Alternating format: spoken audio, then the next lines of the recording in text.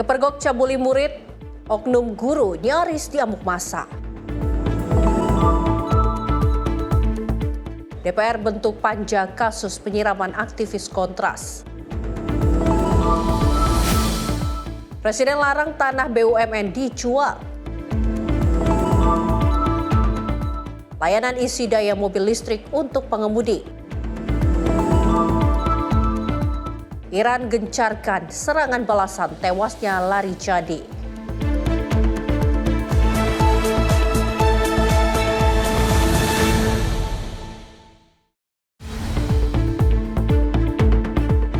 Halo selamat pagi pemirsa Sinmo TV, senang sekali rasanya kami kembali hadir menemani pagi hari Anda. Dan selain informasi utama tadi, tentunya kami juga telah menyiapkan sejumlah informasi menarik lainnya. Bersama saya Luis Ayu, inilah Menyapa Indonesia Pagi selengkapnya. Kita awali informasi yang pertama pemirsa, oknum guru ngaji ditangkap setelah kepergok atau dipergok warga mencabuli muridnya di mes santri. Pelaku nyaris diamuk massa dan langsung diamankan ke Polres Garut.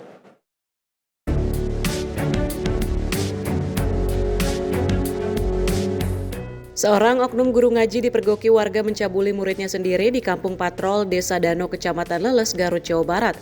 Warga yang marah sempat menghakimi pelaku hingga nyaris babak belur. Polisi yang datang ke lokasi langsung mengamankan pelaku dan membawanya ke Polres Garut untuk menghindari amukan massa. Korban merupakan anak berusia 13 tahun dan masih berstatus sebagai murid pelaku. Berdasarkan hasil penyelidikan, pelaku diduga telah melakukan aksi serupa berulang kali di tempat yang sama. Kasus ini terbongkar setelah pelaku dipergoki oleh nenek korban.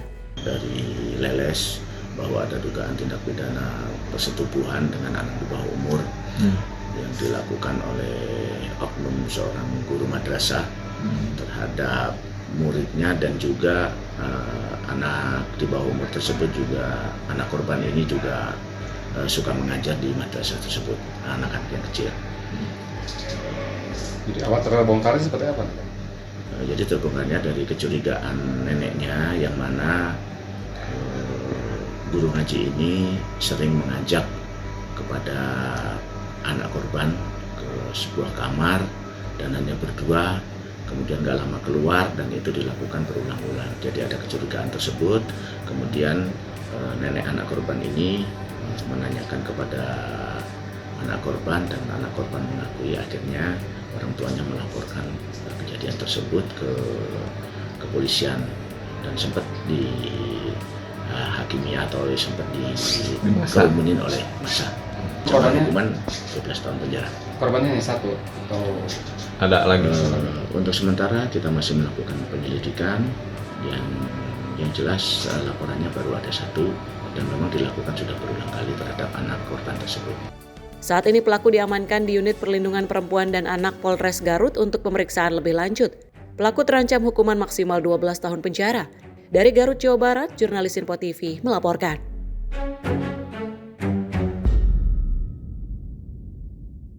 Pemirsa, Satuan Reserse Narkoba Polres Mandailing Natal, Sumatera Utara menggagalkan upaya penyelundupan narkoba jaringan lintas provinsi. Petugas berhasil meringkus 7 orang kurir dan menyita barang bukti ganja kering seberat hampir 100 kg.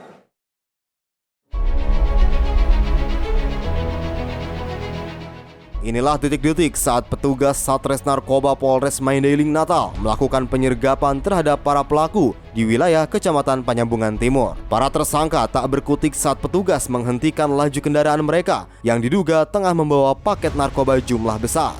Pada penangkapan pertama, petugas menggagalkan pengiriman ganja kering siap edar. Di hari berikutnya, petugas kembali mengadang 3 orang kurir saat melintas di kawasan yang sama. Para kurir ini diduga kuat akan membawa barang haram tersebut menuju Provinsi Sumatera Barat. Saat dilakukan penggeledahan, polisi menemukan puluhan bal ganja kering dengan total berat 97,8 kg yang dibalut lakban kuning di dalam mobil. Selain ganja, petugas juga menyita 9 gram sabu-sabu, alat hisap bong, serta 9 unit telepon genggam milik para pelaku. Kemudian jumlah barang bukti untuk barang bukti sabu itu sebanyak 9,01 gram. Sedangkan ganja sebanyak 97.845,80 atau 97,8 kg. Sedangkan untuk barang bukti lainnya ada 1 unit mobil, 3 unit sepeda motor, 9 unit handphone, 8 alat hisap sabu atau bom, dan uang tunai sejumlah 2.355.000. Untuk status tersangka, 12 tersangka tersebut dikenakan terlibat jaringan narkotika sebagai penjual atau pengedar dan kurir. Sedangkan untuk 3 orang statusnya adalah sebagai pengguna atau pemakai dan diajukan untuk rehabilitasi. Untuk pasal yang diterapkan adalah pasal 114 ayat 1 Undang-Undang Narkotika, kemudian pasal 111 ayat 1 dan 2 Undang-Undang Narkotika, dan pasal 609 ayat 1 huruf A tentang penyesuaian pidana junto Undang-Undang RI Nomor 1 Tahun 2023 tentang KUHP. Usai ditangkap, ketujuh tersangka beserta barang bukti langsung digelandang ke Mapolres Mandailing Natal guna penyelidikan lebih lanjut. Atas perbuatannya, para pelaku dijerat Undang-Undang Narkotika Nomor 35 Tahun 2009. Para tersangka kini terancam hukuman penjara minimal 5 tahun hingga maksimal hukuman seumur hidup atau pidana mati. Dari Mandailing Natal, Sumatera Utara, jurnalis Simpo TV melaporkan. Pemirsa, belasan remaja diamankan jajaran Polsek Pesanggerahan usai melakukan aksi konvoi motor yang meresahkan di kawasan Ciledug, Jakarta Selatan. Para remaja ini nekat berkonvoi sambil membentangkan bendera besar serta menyalakan flare dan kembang api di tengah jalan raya meskipun sudah dilarang.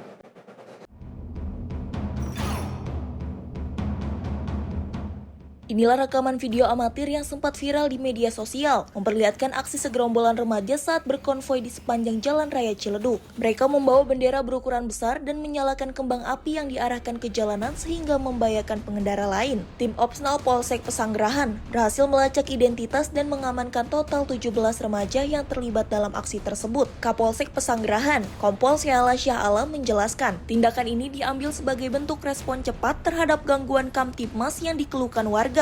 Para remaja ini kemudian digelandang ke Makopolsek untuk diberikan pembinaan intensif. Rekan-rekan wartawan hadir pada kegiatan sore hari ini. Pada hari ini Polsek Pesanggerahan akan merilis kasus di mana adanya laporan masyarakat melalui akun Instagram yang masuk kepada kami dan juga banyaknya pesan masuk kepada kami terkait adanya segerombolan remaja yang melakukan konvoi tanpa izin yang menggunakan flare atau kembang api yang ditembakkan di jalan dan mengganggu ketertiban umum. Pasal yang dikenakan adalah pasal 256 KUHP, di mana setiap orang tanpa pemberitahuan kepada yang berwenang mengadakan pawai di jalan umum yang mengakibatkan terganggunya kepentingan umum diancam dengan pidana paling lama 6 bulan atau dengan kategori 1 dan atau kerja sosial sebagai sanksi yang kami berikan. Usai diperiksa, belasan remaja tersebut diwajibkan menjalani sanksi sosial berupa kerja bakti membersihkan lingkungan di sekitar pemukiman warga. Mereka kemudian dikembalikan kepada orang tua masing-masing dengan pengawasan ketat. Dari Jakarta, jurnalis Simpo TV melaporkan. Tim Unit Reskrim Polres Mandailing Natal meringkus pelaku penjamretan terhadap seorang wanita lanjut usia yang sempat viral di media sosial, di mana polisi turut membongkar jaringan penadah dan menyita 37 unit handphone hasil kejahatan yang diduga berasal dari berbagai lokasi.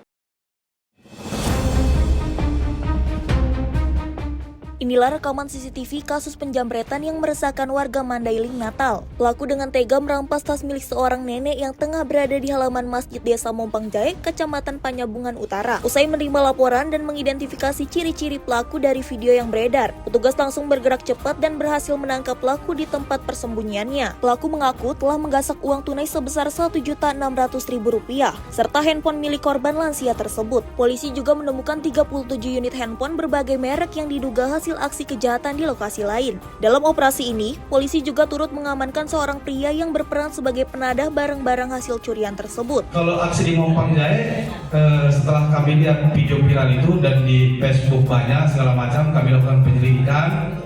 Pertama kami ambil dulu, ada indikasi anak ini sering jual handphone. Nah, kami pegang dulu saudara ini. Dari saudara inilah menyatakan bahwa saudara J juga sering menjual handphone kepadanya. Dan setelah kami lakukan lidik, ternyata yang Mompangnya adalah saudara J dan kami lakukan penangkapan. Dan pada penangkapan ada sedikit perlawanan dari beberapa orang di kampung. Atas perbuatannya, pelaku utama dijerat pasal 365 KUHP tentang pencurian dengan kekerasan dengan ancaman pidana penjara maksimal 9 tahun. Dari Mandailing Natal, Sumatera Utara, jurnalis Sinpo TV melaporkan.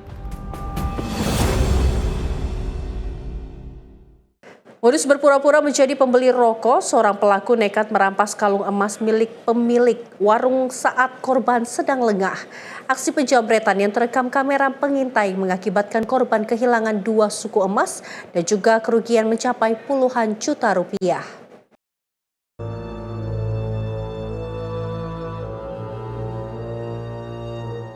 Rekaman CCTV di sebuah warung di Jalan Pipa Raya, Kelurahan 15 Ulu, Palembang, memperlihatkan detik-detik penjamretan yang menimpa seorang wanita bernama Meli Agustina. Kejadian bermula saat seorang pria mengendarai sepeda motor, berhenti di depan warung korban dan berpura-pura hendak membeli rokok. Saat korban sedang lengah, pelaku dengan cepat menarik paksa kalung emas seberat 2 suku yang melingkar di leher korban. Korban yang terkejut sempat berupaya mengejar dan berteriak minta tolong. Namun, pelaku yang berjumlah 2 orang langsung tancap gas dan menghilang di tengah keramaian jalan raya.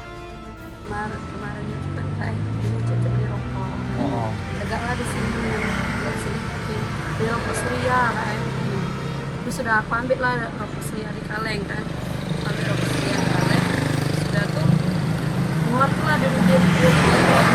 Nah tiba-tiba dia ini keluar nanya kawan dia, rokok aku lagi, rokok aku lagi. Nah sudah dia rokok sempurna kan tidak ada dia kelas ini, kelas yang sikotnya. Dan panggil lah sempurna. Itu langsung narik aku. Terus kalau sempat aku kejar lah kak, aku kejar ke situ nah. Maling dia copet, jambret dia. Terapat kak cara dia ngebrut, langsung lari ke arah. Itu berapa suku? Emas itu ya? Emas. Akibat kejadian ini, korban menderita kerugian material hingga 30 juta rupiah. Kini pihak kepolisian tengah melakukan pengejaran terhadap para pelaku berdasarkan petunjuk dari rekaman CCTV di lokasi kejadian. Dari Palembang, Sumatera Selatan, jurnalis Sinpo TV melaporkan. Pemirsa, aksi pencurian terjadi di minimarket di kawasan Tanjung Priuk, Jakarta Utara pada Minggu 15 Maret 2026 malam. Seorang pria ditangkap dan menjadi bulan-bulanan warga usai mencuri dan mengancam warga menggunakan sajam. Pria ini ditangkap dan menjadi bulan-bulanan warga usai mencuri di minimarket di Jalan Tongkol, Tanjung Priuk, Jakarta Utara pada Minggu 15 Maret 2026 malam. Dengan kondisi wajah babak belur dan tangan terikat, pelaku diamankan dalam toilet untuk menghindari amukan massa yang lebih parah. Aksi pelaku terbongkar oleh karyawan toko yang mencurigai gerak-gerik pelaku saat berusaha menyembunyikan barang dari etalase minimarket ke dalam tas. Saat terpergok, pelaku mengancam karyawan menggunakan golok yang disembunyikan di balik bajunya. Pelaku akhirnya tertangkap warga yang mendengar teriakan korban usai mengancam korban. Dia pas saya ikutin kayak menghindar dari saya. Saya jaga, dia kayak pokoknya menghindar dari saya lah supaya nggak kelihatan sama mata saya. Bener aja pas saya lihat CCTV dia mengantongin ini. Itu disembunyiin di mana senjata tajamnya? Di tas. Botas. Senjatanya di balik ini ya? Di sini. Jadi dia kesini, dia balik lagi, udah pengen ngeluarin gini, baru saya bekep. Ternyata dia bawa senjata tajam, langsung kita rangkul. Dan senjata tajam itu kita ambil lah, gitu. Dia sempat melawan? Sempat melawan dia, mau mengeluarkan itu karena nyangkut di bajunya. Kalau nggak nyangkut ya, nggak tahu udah jadinya apa. Kita taruh lah di kamar mandi untuk mengamankan sampai petugas datang. Pada warga, pelaku mengaku berasal dari Aceh dan tinggal di kawasan Cengkareng. Ia berdalih nekat mencuri karena lapar dan mengaku sudah 2 kali melakukan aksi serupa di wilayah Pelumpang dan Tanjung Priuk. Kenapa terpaksanya? Saya lapar, Lapor? kalau nggak ada orang mati, nggak ada mertua. Saya minta maaf, Pak. Lo orang mana? Aceh, Pak. Hah? Aceh. Enggak, lu tinggal di mana sekarang? Pak, tinggal di Pelumpang, Pak Jurumurti. Kenapa lu mau ngambil apa? Makan, Pak. Yang kenapa nggak minta aja sih? Guna kepentingan penyidikan, unit Reskrim Polsek Tanjung Priuk membawa pelaku ke Mapolsek Tanjung Priuk. Selain mengamankan pelaku, polisi juga menyita barang bukti berupa sebilah pisau dan tas berisi barang hasil curian. Tim redaksi Sinpo TV.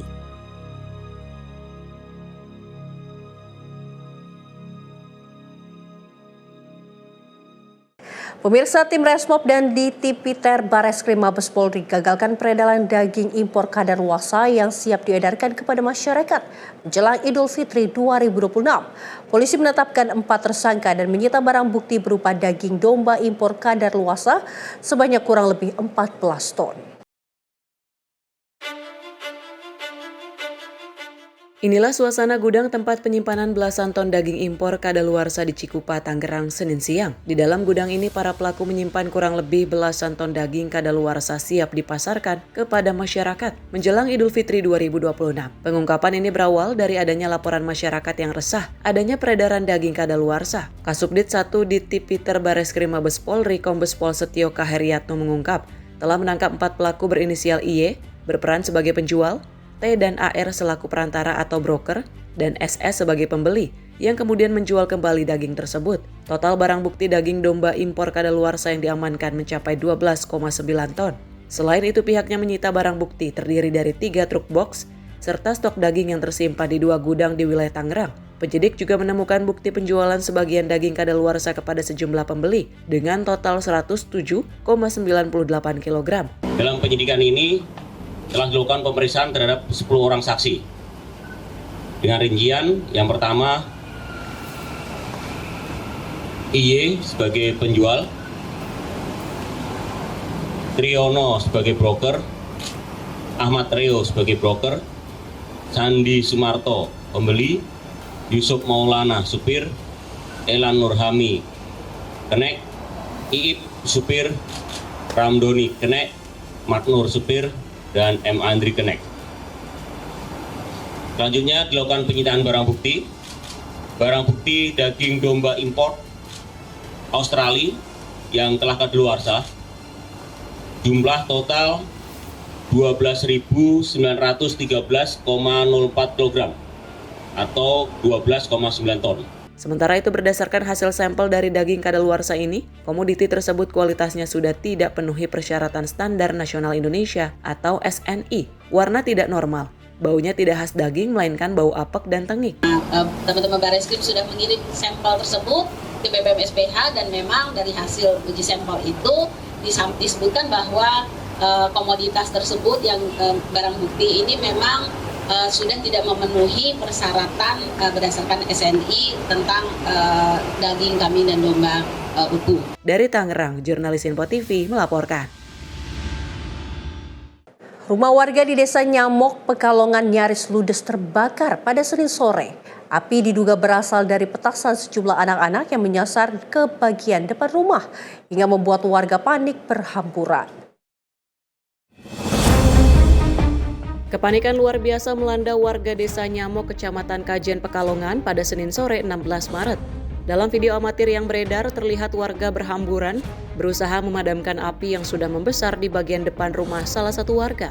Kebakaran diduga kuat dipicu oleh ulah sekelompok anak-anak yang sedang asyik bermain petasan di sekitar lokasi kejadian.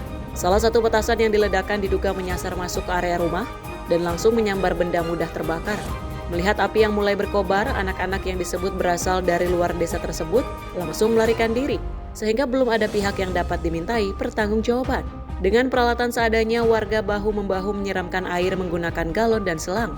Nampak seorang lansia juga turut berjuang memadamkan api di tengah kepulan asap tebal. Berkat kesigapan warga, api berhasil dipadamkan sebelum menghanguskan seluruh isi rumah. Atas kejadian ini, warga diimbau untuk lebih memperketat dalam pengawasan anak-anak saat bermain petasan, agar kejadian serupa yang membahayakan nyawa dan harta benda tidak kembali terulang. Bagus Maulana, tim redaksi Sinpo TV melaporkan. Kecelakaan beruntun yang melibatkan 4 kendaraan terjadi di jalur mudik Limbangan, Garut, Jawa Barat pada Rabu 18 Maret 2026 pagi. Seorang bocah yang menjadi korban dievakuasi Kapolsek setempat.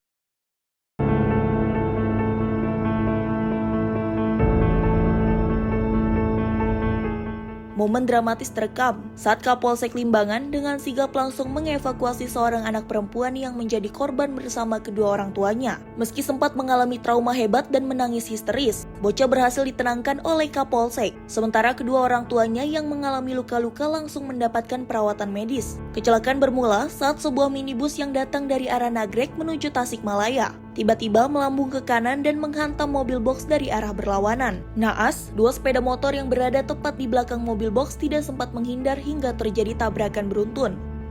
Dari arah Jawi. Mau ke arah mana tadi Bapak? Mau ke arah Bandung. Arah Bandung.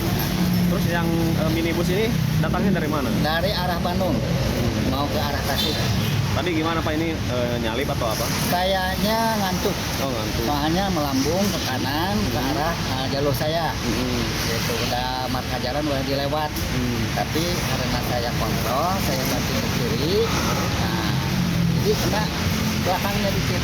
Kena belakang mobil Bapak ini. Cuman ada motor dari belakang yang ngikutin kita. Nah, ngerem juga kayaknya langsung jatuh. Oh motor jatuh. Nah, kalau ini tadi apanya Pak yang rusak? Ini aman. Yang rusaknya? Yang punya kerempeng aman. Rusak itunya doang apa? Pintu. Ya pintu. Cuman yang motor di belakang Bapak tadi? Nyangkut ke belakang box. Belakang box Bapak. Ya. Ada anak kecil juga tadi ya Pak? Anak kecil yang di mana? Oh yang di motor. Oh yang di motor. Yang di motor itu. Meski tidak ada korban jiwa, kendaraan yang terlibat mengalami kerusakan cukup parah. Setelah dilakukan mediasi, seluruh pihak yang terlibat sepakat untuk menyelesaikan kasus kecelakaan ini secara kekeluargaan di Mapolsek Limbangan. Dari Garut, Jawa Barat, jurnalis Sinpo TV melaporkan.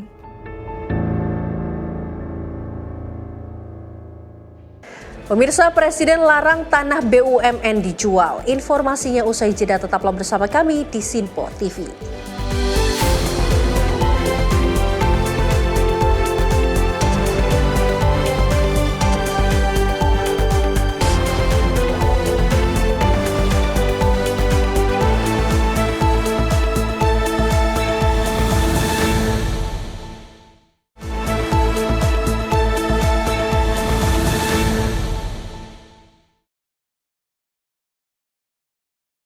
Terima kasih pemirsa, Anda kembali menyaksikan Menyapa Indonesia Pagi. Pemirsa, Ketua Satgas Hasyim Joyo Hadikusumo menyampaikan pesan Prabowo Subianto bahwa tanah BUMN adalah milik rakyat dan tidak boleh dijual. Lahan tersebut harus dimanfaatkan untuk kepentingan publik, terutama program perumahan. Presiden Republik Indonesia Prabowo Subianto mempercepat pembangunan perumahan nasional dengan memanfaatkan lahan milik BUMN. Langkah ini menjadi strategi utama pemerintah untuk menyediakan hunian terjangkau bagi masyarakat, khususnya berpenghasilan rendah. Ketua Satgas Perumahan Hasyim Joyo Hadikusumo menegaskan bahwa lahan BUMN merupakan aset negara yang harus digunakan sebesar-besarnya untuk kepentingan rakyat. Dalam acara pencanangan program 3 juta rumah di Stasiun Manggarai, ia menyampaikan arahan Presiden agar tanah negara tidak dijual mengikuti harga pasar, karena dapat menghambat penyediaan rumah murah. Prabowo sudah katakan beberapa kali di depan saya dan di tempat lain bahwa tanah milik BUMN itu adalah tanah milik rakyat Indonesia. Sehingga tanah itu tidak boleh dijual dengan harga pasar. Tidak boleh, itu haram. Itu khusus untuk subsidi rakyat, untuk perumahan.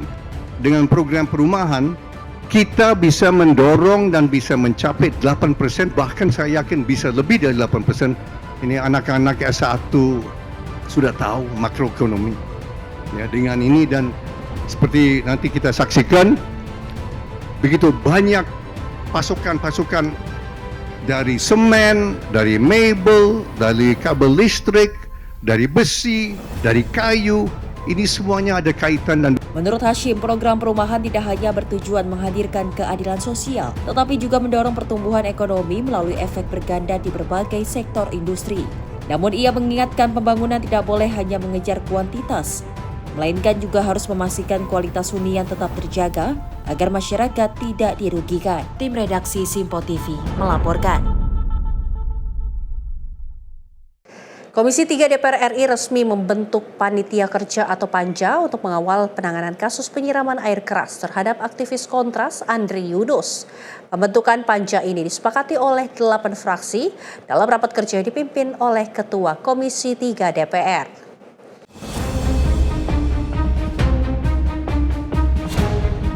Komisi 3 DPR RI resmi membentuk Panja guna mengawal penanganan kasus penyiraman air keras yang menimpa aktivis Kontras Andri Yunus. Keputusan tersebut diambil setelah seluruh fraksi menyatakan kesepakatannya dalam rapat kerja yang dipimpin Ketua Komisi 3 DPR Habibur Rahman. Dalam hal ini, Ketua Komisi 3 DPR RI Habibur Rahman menyampaikan pembentukan panitia kerja atau panja dilakukan sebagai bentuk komitmen DPR dalam mengawal penanganan kasus penyiraman aktivis Kontras. Habibur Rahman menegaskan DPR akan terus mengawasi proses penanganan kasus, termasuk mendorong sinergi antara Polri dan TNI. Selain itu, Komisi 3 DPR juga meminta LPSK untuk memberikan perlindungan maksimal kepada korban secara fisik maupun dalam proses pemulihan. Komisi 3 menyetujui pembentukan panja Komisi 3 tentang kasus penyiraman air keras terhadap pembela HAM Andri Yunus. Setuju.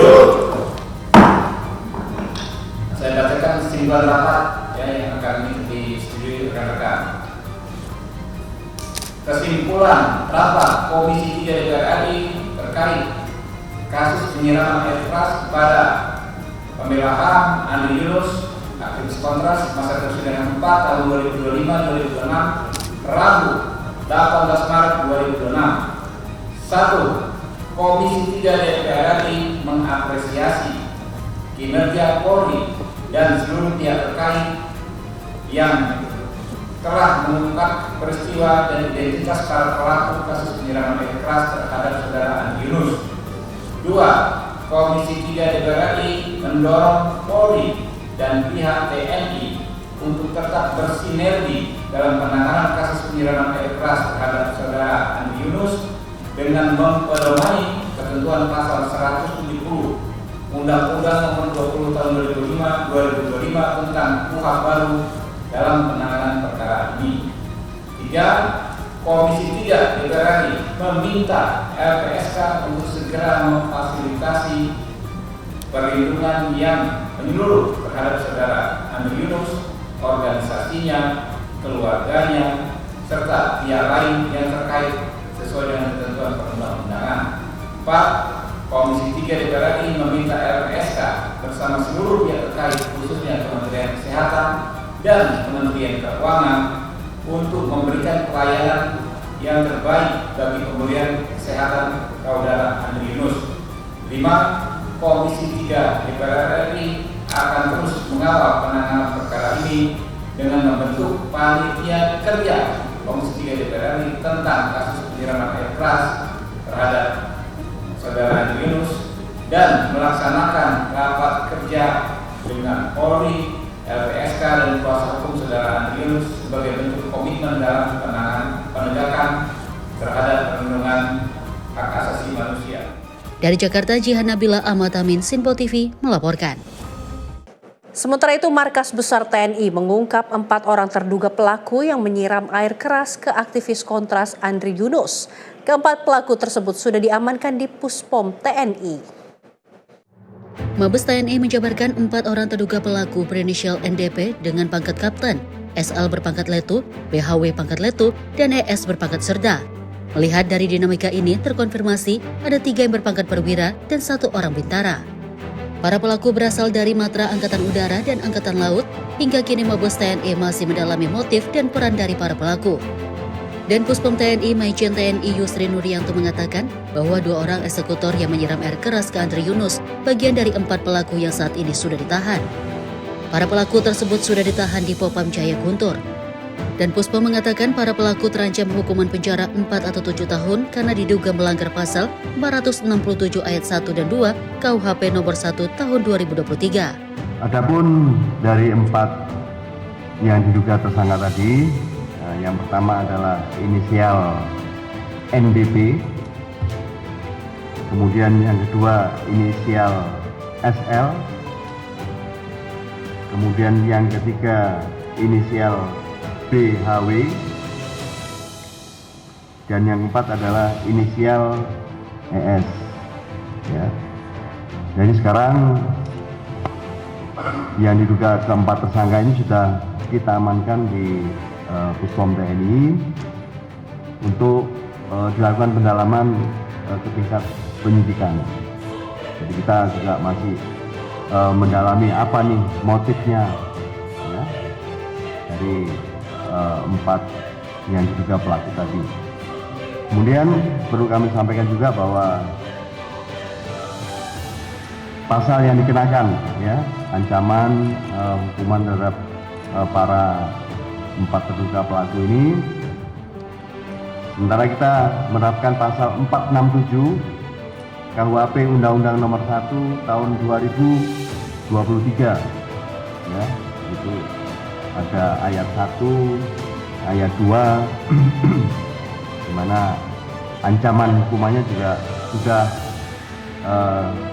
tertuang di situ. Ya, ada yang 4 tahun, ada yang 7 tahun. Kemudian sebagai tidak lanjut kegiatan penyidikan kami, ya, jadi Puspom Tani nanti akan melakukan kegiatan membuat laporan polisi, ya, mungkin nanti dari saksi korban, ya. Kemudian melakukan penahanan sementara, ya, kepada terduga 4 orang tadi. Kemudian kita akan segera mengajukan permohonan visum repertum, ya, mengajukan VER ke RCM. Dari Jakarta, Dio Malau, Sinpo TV melaporkan. Kita beralih ke informasi lainnya, pemirsa. Pemerintah menyediakan hunian tetap untuk 104 kepala keluarga di Aceh Utara. Setiap rumah dilengkapi interior lengkap dan fasilitas umum termasuk masjid untuk kenyamanan warga yang terdampak.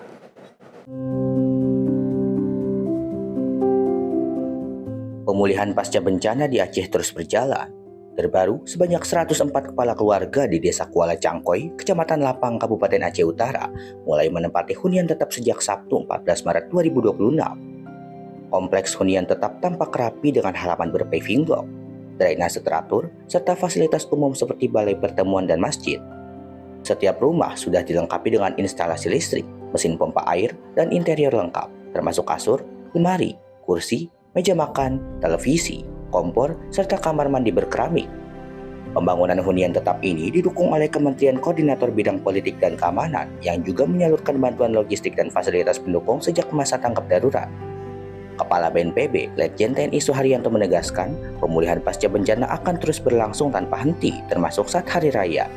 Meskipun ini hari raya, kami atur untuk yang beragama Islam ini bisa libur beberapa hari, tapi digantikan oleh personel yang Nasrani. Pemerintah berkomitmen mendampingi masyarakat terdampak banjir dan tanah longsor agar dapat menempati hunian yang aman, layak, dan nyaman.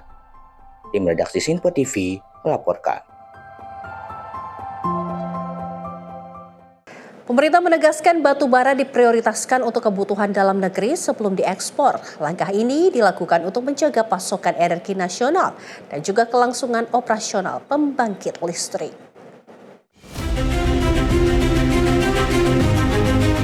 Menjelang musim panas dan lonjakan konsumsi energi, pemerintah menegaskan batu bara nasional harus diprioritaskan untuk kebutuhan dalam negeri sebelum diekspor. Kebijakan ini bertujuan memastikan pasokan energi untuk pembangkit listrik tenaga uap tetap aman dan stabil. Menteri Energi dan Sumber Daya Mineral Bahlil Lahadalia menjelaskan perusahaan tambang yang belum memenuhi kewajiban domestic market obligation tidak akan mendapatkan izin ekspor. Skema ini berlaku bagi perusahaan yang telah memperoleh persetujuan rencana kerja dan anggaran biaya untuk memastikan kebutuhan domestik terpenuhi. Bahkan sekarang perusahaan-perusahaan batubara yang sudah memberikan RKB, kita mewajibkan untuk DMO. Kalau tidak, Pak, kalau kebutuhan nasional tidak tercukupi, maka tidak kita keluarkan izin ekspor. Jadi artinya apa? Orientasi kita adalah kebutuhan domestik. Bahkan kami telah menyiapkan campaign bahwa seluruh produk batubara yang kita hasilkan memenuhi kebutuhan negeri, sisanya baru kita ekspor. Kalau tidak, karena batubara itu barang milik negara, Pak, bukan barang milik perusahaan. Selain batubara, pemerintah juga memastikan pasokan energi lain seperti LPG dan BBM tetap aman menjelang Hari Raya Idul Fitri. Cadangan batubara untuk seluruh PLTU, baik milik PLN maupun pembangkit swasta, masih berada di atas batas minimum operasional, menjaga ketahanan energi nasional di tengah dinamika pasar global. Tim redaksi Sinpo TV melaporkan. Pemerintah mengalihkan sebagian impor LPG dari Timur Tengah menyusul dinamika geopolitik global. Meski demikian, ketersediaan LPG di dalam negeri dijamin agar tetap aman.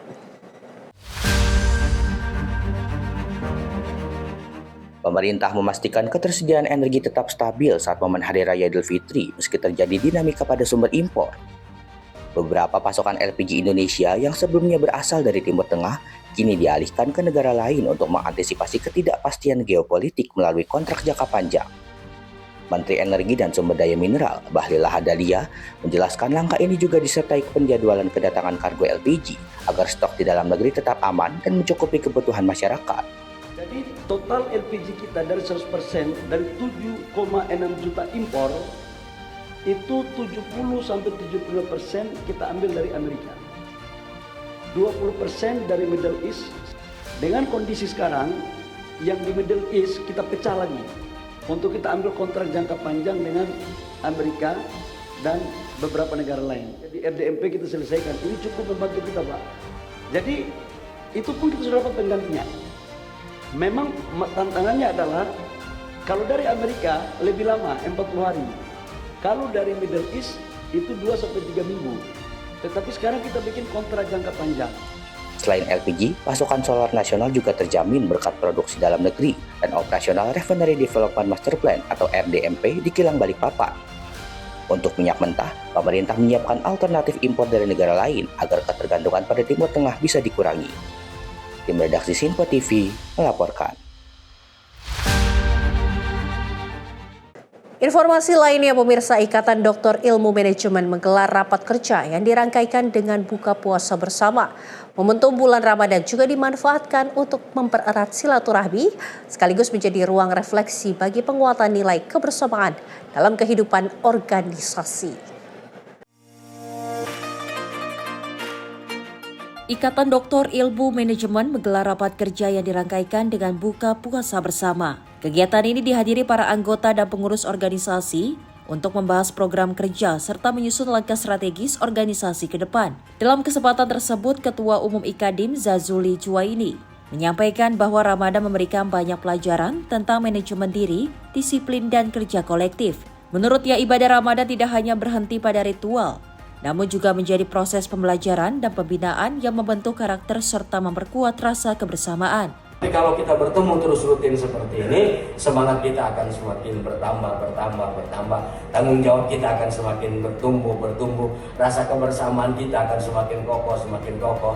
Saya tidak perlu berceramah lagi bagaimana Ramadan mengajarkan kita tentang manajemen diri yang luar biasa. Manajemen kolektif yang luar biasa kalau kita mau merenung dengan pelajaran apa yang terdapat di dalam ibadah Ramadan. Kegiatan organisasi menjadi salah satu sarana untuk memperkuat koordinasi serta meningkatkan semangat kebersamaan antar anggota. Melalui kegiatan ini, Ikadim diharapkan terus mendorong peningkatan kualitas sumber daya manusia serta memberikan kontribusi positif bagi pembangunan bangsa. Tim redaksi Sinpo TV melaporkan. Tragis bus terjun ke jurang, 1 orang tewas. Informasinya usai jeda berikut ini.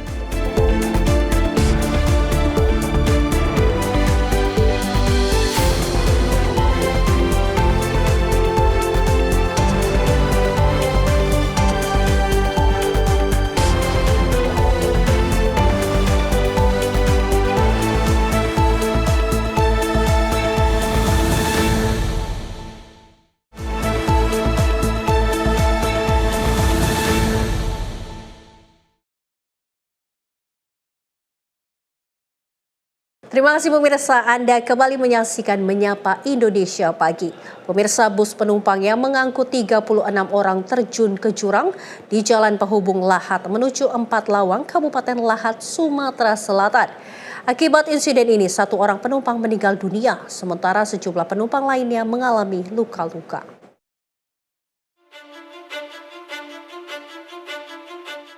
Inilah kondisi kendaraan bus Halidra yang terperosok ke dalam jurang di kawasan Kecamatan Gumailawan, Kabupaten Lahat pada Senin 16 Maret 2026 dini hari. Berdasarkan data dari pihak kepolisian, bus tengah dalam perjalanan dari arah Kabupaten Lahat menuju Kabupaten 4 Lawang. Saat melintas di jalan yang menanjak dan menikung tajam, kendaraan diduga mengalami slip hingga akhirnya hilang kendali dan terjun ke jurang sedalam beberapa meter di sisi kiri jalan. Proses evakuasi para penumpang berlangsung dramatis di tengah kondisi cuaca dan medan yang sulit. Akibatnya, 1 orang penumpang dinyatakan meninggal dunia, 1 orang mengalami luka berat dan 5 lainnya mengalami luka ringan. Seluruh korban kini sudah dievakuasi ke rumah sakit terdekat untuk mendapatkan perawatan medis intensif. Itu Polres Lahat menerima telepon melalui 110 yang mana telah terjadi laka, yang mana kendaraan bis PO Al Hijrah itu mengalami kecelakaan masuk ke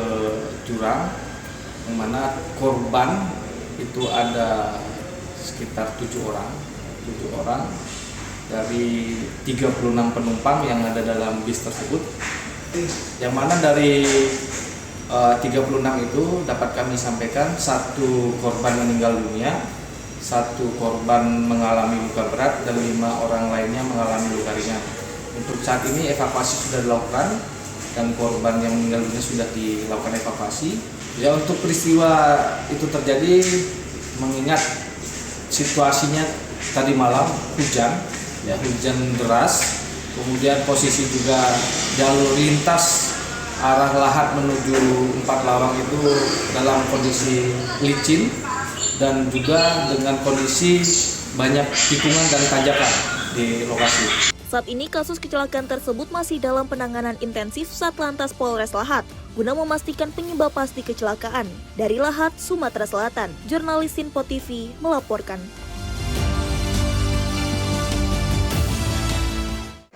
Insiden kecelakaan hebat juga melibatkan truk tangki gas milik Pertamina dan truk pengangkut gabah terjadi di ruas tol Tangerang Merak kilometer 76 Kota Serang, Banten.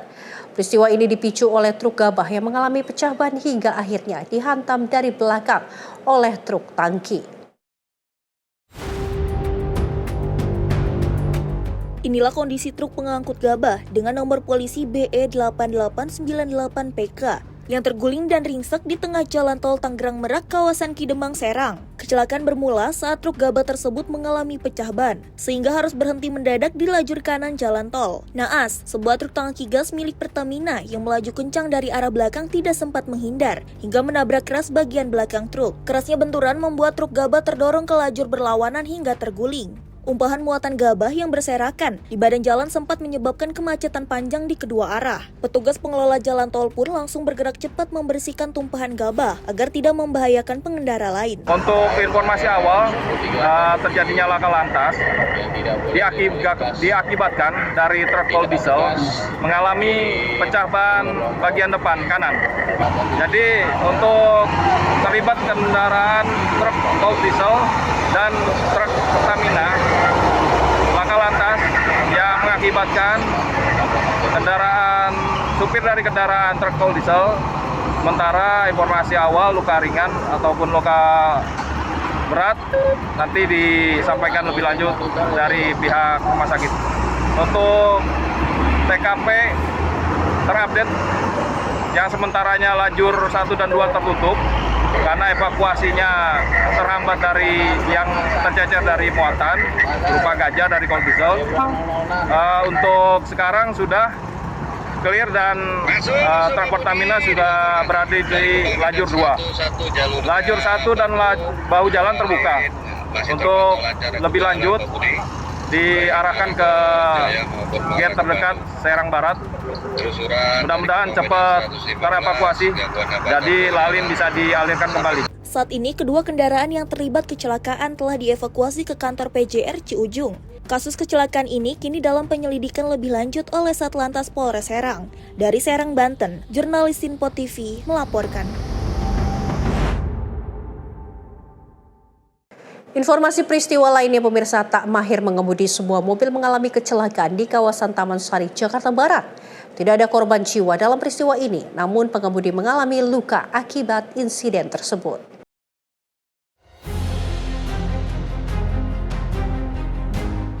Sebuah mobil terparkir di area indekos menabrak pagar sebelum terjun ke anak kali di Jalan Taman Sari Raya, Taman Sari, Jakarta Barat. Insiden ini diduga terjadi karena pengemudi belum mahir mengemudi saat berusaha memindahkan kendaraan milik penghuni kos. Mobil berwarna putih dengan nomor polisi F8398BD itu diketahui dikendarai oleh seorang penjaga indekos berinisial RA, di mana peristiwa ini bermula ketika RA hendak memindahkan mobil milik salah satu penghuni kos di lokasi tersebut. Namun saat mengemudikan kendaraan, RA diduga panik. Alih-alih menginjak pedal rem, ia justru menginjak pedal gas. Akibatnya, mobil melaju tidak terkendali dan menabrak pagar indekos hingga roboh dan berakhir terjun ke dalam parit yang berada di depan rumah kos. Ceritanya itu, pas mau beresin mobil, dia masuk gigi mundur, mau injek rem malah dia injek gas. Jadi alhasil tabrak pagar, langsung masuk ke kali ini. Itu tadi yang bawa itu penjaga kos atau Sepengetahuan saya security. dia memang dalam belum akhir atau memang pengaruh alkohol? Oh, nggak mungkin alkohol sih, kayak belum akhir aja. Tidak ada korban jiwa dalam peristiwa ini, namun pengemudi mengalami luka akibat insiden tersebut. Kasus kecelakaan ini kini ditangani unit Laka Lantas Jakarta Barat untuk penyelidikan lebih lanjut. Tim Liputan Sinpo TV melaporkan.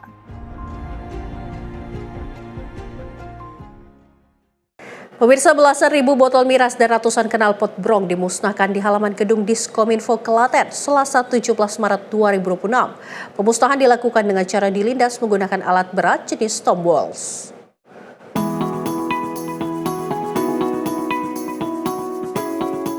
Sebanyak 15.648 botol minuman keras atau miras dimusnahkan oleh jajaran Forkopimda Klaten di halaman gedung Diskominfo Klaten Selasa 17 Maret 2026. Selain miras, petugas juga memusnahkan 769 knalpot brong hasil operasi penyakit masyarakat selama sebulan terakhir. Pemusnahan dilakukan dengan cara dilindas menggunakan alat berat jenis Tom Walls. Kapolres Klaten AKBP Mohfaruk Rozi mengatakan, barang bukti tersebut merupakan hasil operasi gabungan yang melibatkan Polri, TNI, Satpol PP, dan Damkar Klaten. Kapolres menjelaskan operasi tersebut dilakukan untuk menjaga situasi keamanan dan ketertiban masyarakat menjelang Hari Raya Idul Fitri yang tahun ini berdekatan dengan perayaan Nyepi.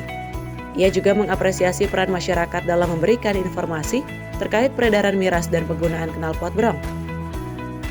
Sementara itu, Bupati Klaten, Hamenang Wajar Ismoyo menyebut, pemusnahan ini merupakan bentuk komitmen pemerintah daerah bersama Forkopimda dalam merespon keresahan masyarakat.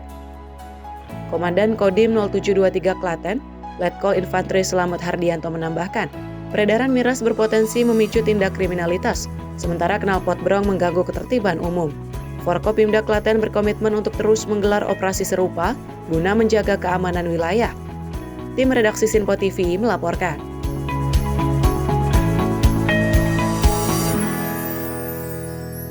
Kita beralih ke informasi dari TNI Angkatan Darat yang kembali menunjukkan komitmennya dalam mendukung percepatan pembangunan nasional. Kali ini prajurit Kodim 0612 Tasikmalaya membangun jembatan Luwi Gede di Desa Cisempur, Kecamatan Cibalong, Kabupaten Tasikmalaya.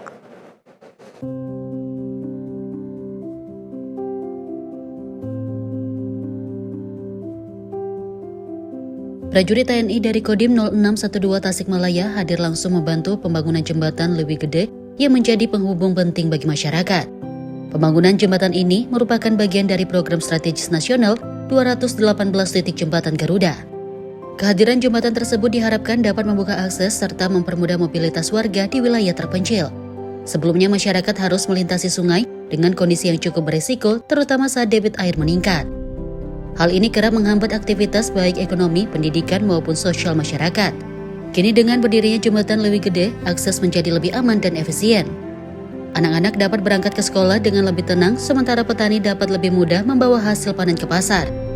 Pembangunan jembatan ini menjadi bukti nyata peran TNI dalam mendukung pembangunan dan meningkatkan kesejahteraan masyarakat. Jihan Nabila, Sinpo TV, melaporkan.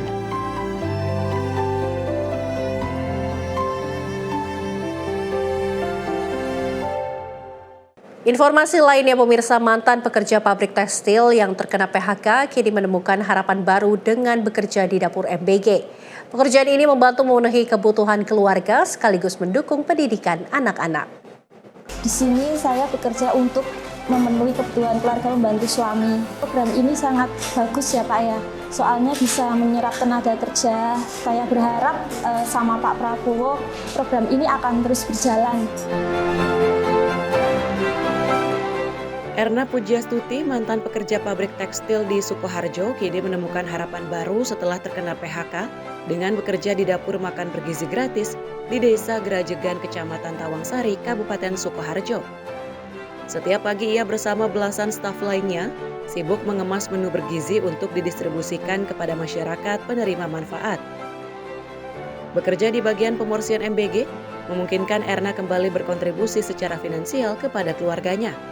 Penghasilan dari pekerjaan ini membantu memenuhi kebutuhan pribadi, mendukung suami, serta membiayai pendidikan anaknya yang baru memasuki bangku SMA. Erna mengaku bersyukur dengan adanya program MBG karena memberinya kesempatan untuk bangkit setelah kehilangan pekerjaan. Ia juga menyampaikan terima kasih kepada Presiden Prabowo Subianto atas program yang memberikan harapan baru bagi dirinya dan masyarakat lainnya, termasuk anak-anak yang menjadi penerima manfaat. Perusahaan pilot jadi kena PHK. Saya jadi ibu rumah tangga di rumah. Sehari-hari saya di rumah, cuman di rumah aja, tidak kerja apapun. Sekarang saya kerja di MDG Grajekan Talangsari. Di sini saya bekerja untuk memenuhi kebutuhan keluarga, membantu suami. Program ini sangat bagus ya Pak ya. Soalnya bisa menyerap tenaga kerja. Saya berharap sama Pak Prabowo program ini akan terus berjalan. Semoga Pak Prabowo selalu sehat, selalu diberi umur panjang. Tim redaksi Sinpo TV melaporkan. PT Kereta Api Indonesia Persero membangun 5.484 rusun terintegrasi stasiun di Jakarta, Bandung, Semarang, dan Surabaya. Program ini bertujuan menyediakan hunian layak dan terjangkau bagi masyarakat berpenghasilan rendah.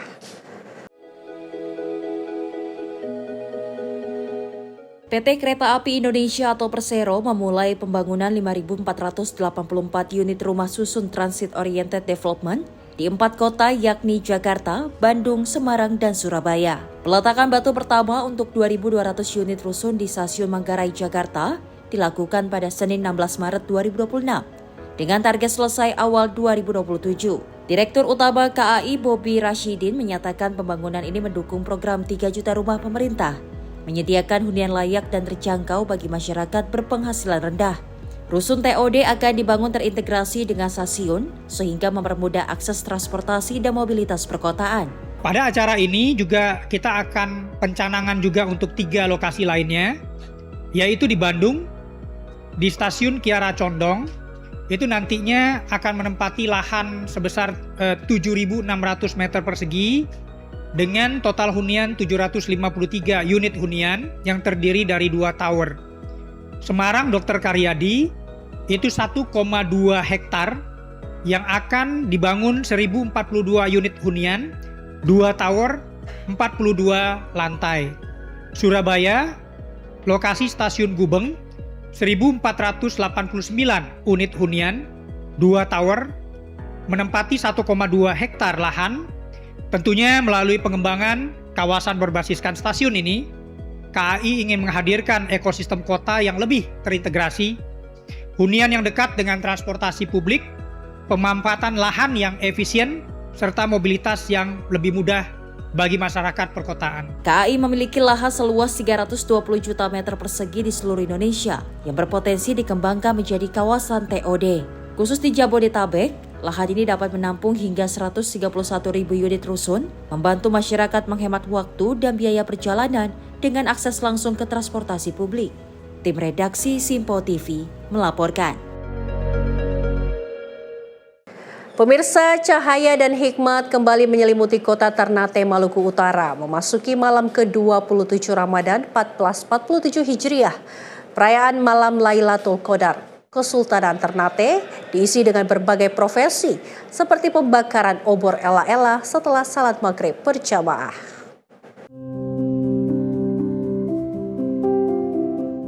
Wakil Gubernur Maluku Utara Sarbin Sehe menghadiri festival Ela-Ela yang digelar di pelataran Kedaton Kesultanan Ternate, Senin 16 Maret 2026 dalam rangka menyambut Malam Lailatul Qadar. Festival Ela-Ela merupakan tradisi adat masyarakat Ternate yang rutin dilaksanakan setiap malam ke-27 bulan Ramadan. Tradisi ini menjadi bentuk penyambutan malam penuh kemuliaan yang diyakini lebih baik dari 1000 bulan. Juru bicara Kesultanan Ternate Hidayatus Salam Sehan menjelaskan bahwa festival tersebut memiliki makna spiritual yang kuat bagi masyarakat. Menurutnya, prosesi menyalakan obor dari bambu atau poci melambangkan cahaya Islam, iman, dan tauhid dalam kehidupan umat muslim. Festival Ela-Ela ditandai dengan penyalaan obor oleh Sultan Ternate Hidayatullah Shah bersama Wakil Gubernur Maluku Utara Sarbin Sehe, Wakil Wali Kota Ternate Nasri Abu Bakar, jajaran Forkopimda Kota Ternate, serta perwakilan instansi vertikal lainnya. Kehadiran para pemangku kepentingan ini menunjukkan dukungan terhadap pelestarian tradisi budaya yang syarat nilai religius sekaligus memperkuat kearifan lokal di tengah masyarakat. Tim redaksi Sinpo TV melaporkan.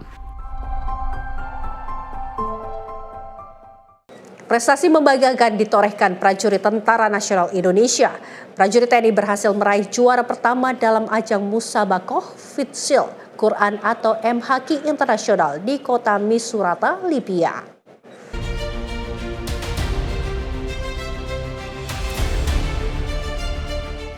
Prestasi membanggakan kembali ditorehkan prajurit Tentara Nasional Indonesia. Prada Nawawi Muhammad Latifullah berhasil meraih juara pertama dalam ajang Musabakoh Hifdzil Quran atau MHQ Internasional yang digelar di kota Misurata, Libya. Kompetisi hafalan Al-Quran 30 juz tersebut berlangsung pada tanggal 7 hingga 14 Maret 2026. Ajang tersebut diikuti oleh peserta dari berbagai negara di antaranya Libya, Mauritania, Komoro, Pantai Gading, serta Indonesia. Dalam kompetisi tersebut, Prada Nawawi berhasil menunjukkan kemampuannya dalam menghafal Al-Quran 30 juz. Dengan keyakinan dan kemampuan yang dimilikinya, Prada Nawawi berhasil mengungguli para peserta dari negara lain. Hingga akhirnya Prada Nawawi berhasil meraih juara pertama dan mengharumkan nama Indonesia di kancah internasional. Prestasi tersebut sekaligus menjadi kebanggaan bagi TNI dan bangsa Indonesia, terutama karena ajang tersebut berlangsung di momentum bulan suci Ramadan yang menjadi waktu istimewa untuk menumbuhkan nilai-nilai Al-Quran. Jihan Nabila, Simpo TV, melaporkan. Pemirsa, H-3 Lebaran pemudik padati Pelabuhan Merak. Informasinya usai jeda, tetaplah bersama kami di Simpo TV.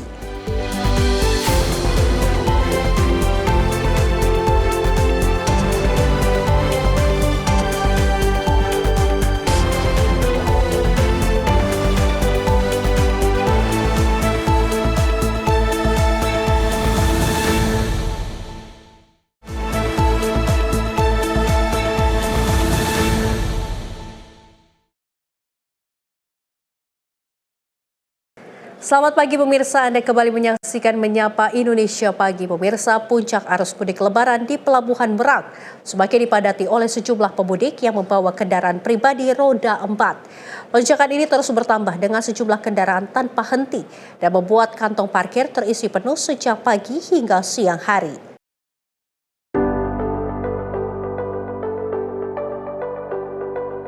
Sejumlah kendaraan kini terus memadati Pelabuhan Merak, Banten dalam puncak arus mudik Lebaran 2026 yang terjadi pada Rabu 18 Maret 2026.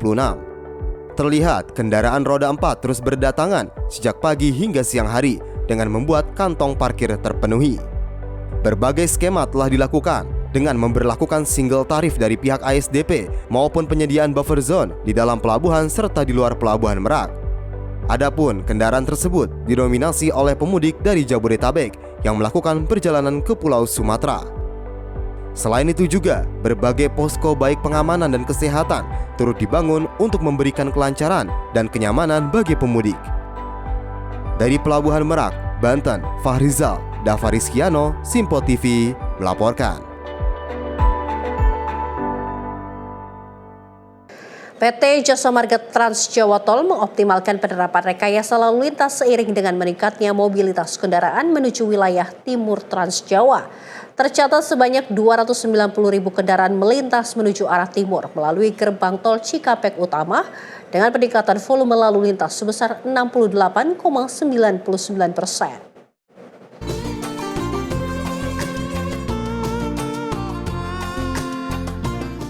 Dalam rangka mengantisipasi lonjakan lalu lintas kendaraan di Tol Trans Jawa, pihak Jasa Marga bersama kepolisian telah resmi menerapkan rekayasa lalu lintas berupa one-way nasional dan sistem kontraflow.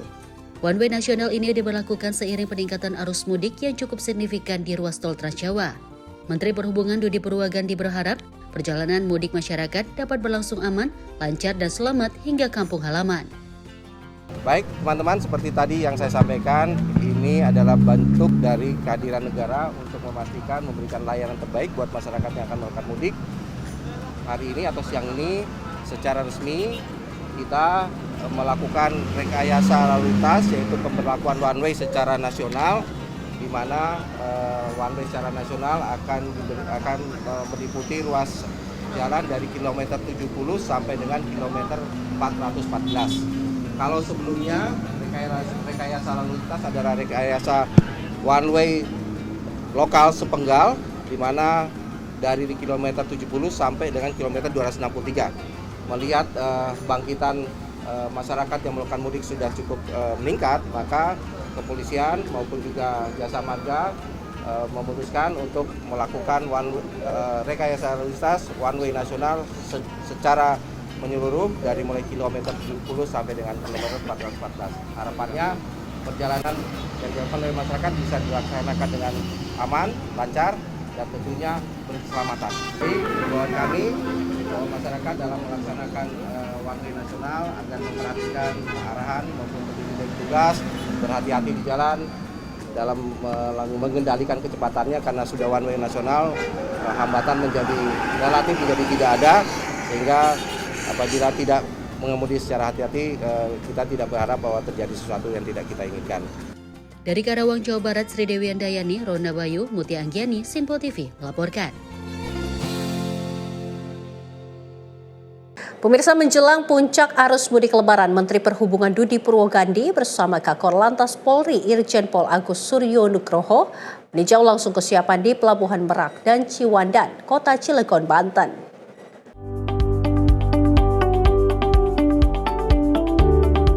Menteri Perhubungan Dudi Purwogandi bersama Kakor Lantas Polri Irjen Pol Agus Suryo Nugroho tiba di Pelabuhan Merak pada Rabu 18 Maret 2026 dini hari didampingi Gubernur Banten Andre Soni serta Dirut ASDP Heru Widodo. Menhub berkeliling memantau situasi penyeberangan sekaligus menyapa para pemudik yang sedang menunggu antrean masuk kapal. Sejumlah bingkisan turut dibagikan kepada para pengendara sebagai bentuk apresiasi kepada masyarakat. Usai dari Merak, rombongan kemudian bergerak menuju Pelabuhan Ciwandan guna berinteraksi langsung dengan ribuan pemudik sepeda motor. Menhub menyebut hari ini, Rabu 18 Maret, diprediksi akan menjadi puncak arus mudik Lebaran 2026.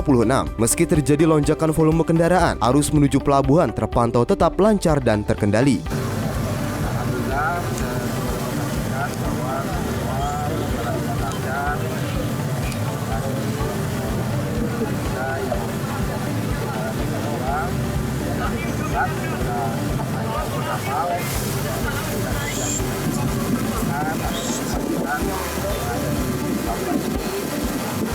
perjalanan mereka dari Bawaslu di Panjang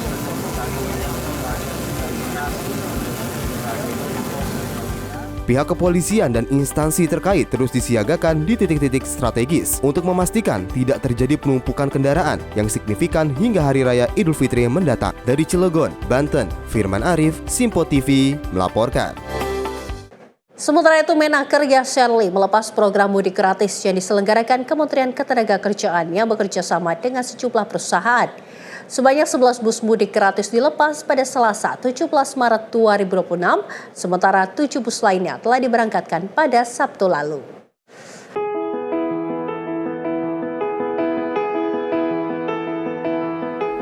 Menteri Ketenagakerjaan Yasserli melepas keberangkatan program mudik gratis bagi pekerja atau buruh tahun 2026 di lingkungan Kementerian Ketenagakerjaan. Menaker Yasserli mengatakan program tersebut merupakan bagian dari dukungan pemerintah terhadap kesejahteraan pekerja.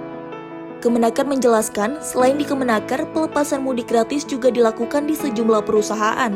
Menurutnya, pemerintah mengapresiasi perusahaan yang memberikan fasilitas lebih bagi pekerja di luar kewajiban regulasi. Dalam program mudik gratis di Kemenaker, disiapkan sebanyak 18 bus untuk mengangkut para pekerja ke berbagai daerah tujuan. Yasserli menilai kepedulian perusahaan terhadap pekerja akan berdampak positif terhadap kinerja perusahaan itu sendiri. Kita mengapresiasi kerjasama dari para mitra yang selama ini sudah bekerja sama dengan Kementerian Ketenagakerjaan memfasilitasi pelaksanaan mudik. Kita tentu berharap kerjasama ini akan terus berlangsung. Kita ingin bisa memberangkatkan sebanyak-banyaknya. Tim redaksi Sinpo TV melaporkan.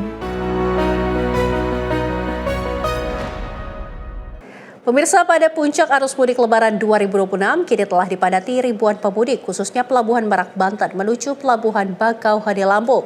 Selama periode angkutan Lebaran ini, Menteri Perhubungan Dudi Purwogandi menghimbau seluruh pemudik untuk tidak memaksakan perjalanan jika sudah lelah.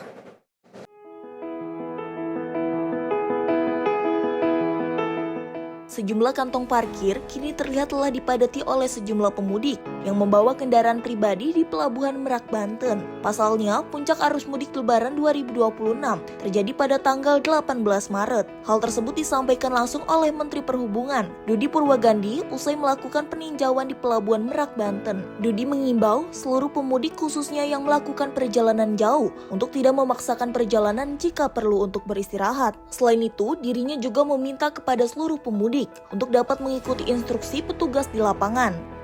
Kami juga ingin menghimbau pada kesempatan kali ini para pemudik untuk selama dalam perjalanan agar mematuhi atau mengikuti arahan dari petugas di lapangan, kemudian juga tidak memaksakan kondisinya apabila memang capek atau perlu beristirahat agar bisa beristirahat baik di sini maupun di beberapa tempat rest area yang sudah disediakan.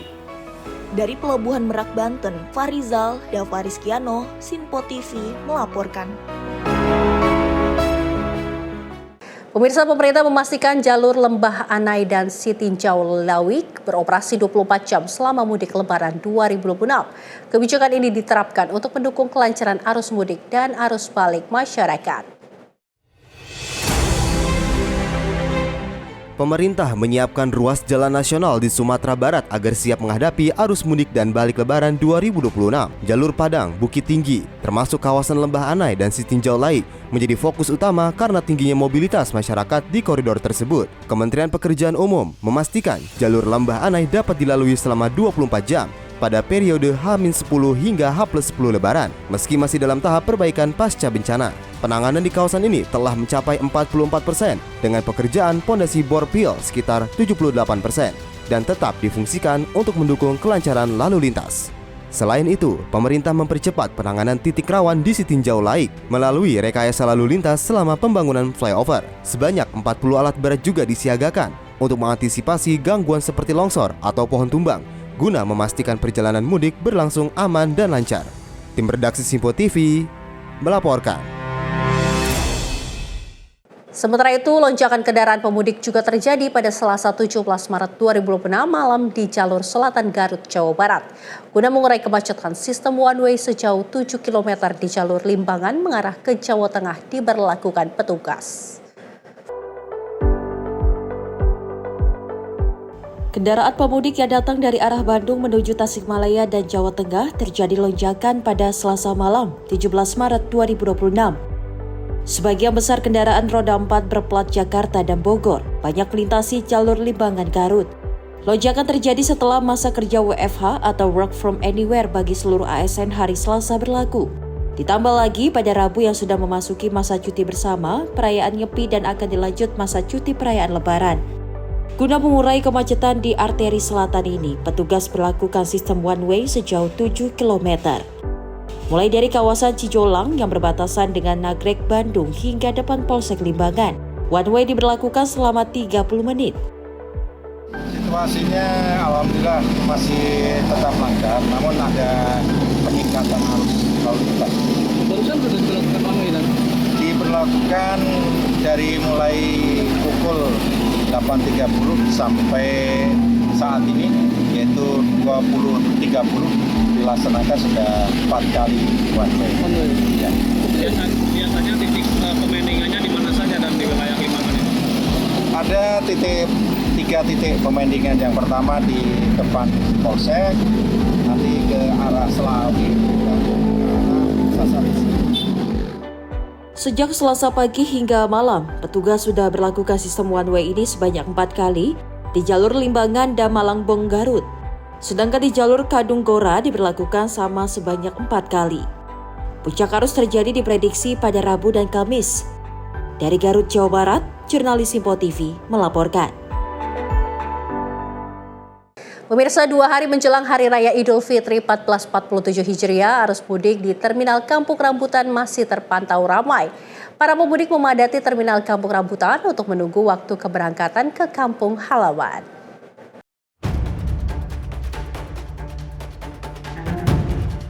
Hari Raya Idul Fitri 1447 Hijriah semakin dekat. Begitu pula dengan pemudik yang masih memadati terminal Kampung Rambutan untuk menunggu waktu keberangkatan ke kampung halaman. Beberapa pemudik juga menyampaikan jika sudah membeli tiket keberangkatan dari jauh-jauh hari, walaupun tidak mendapatkan potongan harga. Kebetulan kita sama ya, kita mudik ke Cirebon. Kebetulan dari 1 bulan yang lalu sih, sebelum bulan puasa. Mau mudik ke Sumatera, tujuan Uku Selatan, Palembang dengan biaya normal ya, normal. Tapi tidak ada potongan dari pemerintah ini. Oh, mau mudik ke Semarang, Jawa Tengah, baru tadi sore. Tadi sore harganya masih mahal sih, Kak. Antusiasme masyarakat untuk merayakan Hari Raya Idul Fitri di kampung halaman sangat tinggi. Meskipun diwarnai dengan berbagai tantangan di lapangan, para pemudik tetap menunjukkan semangat demi bisa berkumpul dengan keluarga. Dari Jakarta, Agita Haryono, Ahmad Amin, Sinpo TV melaporkan. Pemirsa, memasuki H-3 arus mudik Lebaran 1447 Hijriah, ribuan pemudik tujuan Surabaya siang tadi mulai memadati Pelabuhan Soekarno-Hatta, Makassar, Sulawesi Selatan. Para pemudik ini didominasi oleh penumpang lanjutan yang menggunakan armada kapal Pelni dengan tujuan akhir Pulau Jawa dan juga Nusa Tenggara.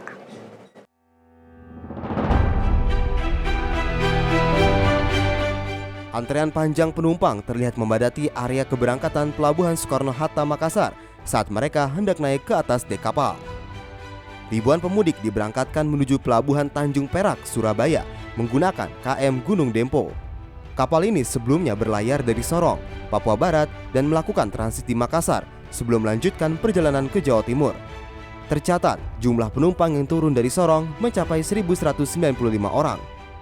Selain KM Gunung Dempo, aktivitas di pelabuhan juga disibukkan dengan kedatangan KM Dharma Rucitra 7 serta KM Mutiara Sentosa yang melayani rute Makassar menuju Surabaya.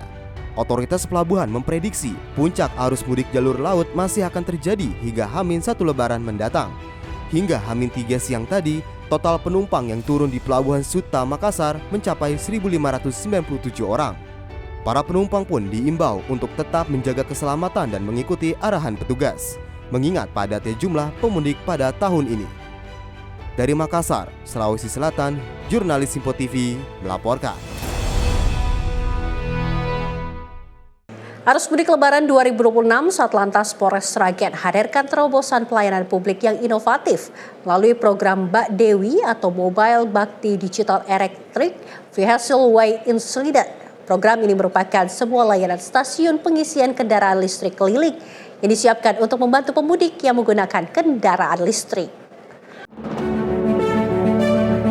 Mudik dengan mobil listrik kini tak lagi perlu takut kehabisan daya di tengah jalan. Polres Sragen memiliki cara sendiri untuk memastikan para pemudik menggunakan mobil listrik agar tetap tenang saat melintas di Sragen, Jawa Tengah. Inovasi baru ini adalah layanan kawal darurat bagi pengguna mobil listrik. Layanan ini diberi nama Mbak Dewi, layaknya stasiun pengisian kendaraan listrik umum. Program ini menjadi salah satu langkah adaptif kepolisian dalam merespon perkembangan kendaraan ramah lingkungan yang semakin banyak digunakan masyarakat, terutama saat momentum arus mudik dan arus balik Lebaran masa operasi Ketupat Candi 2026.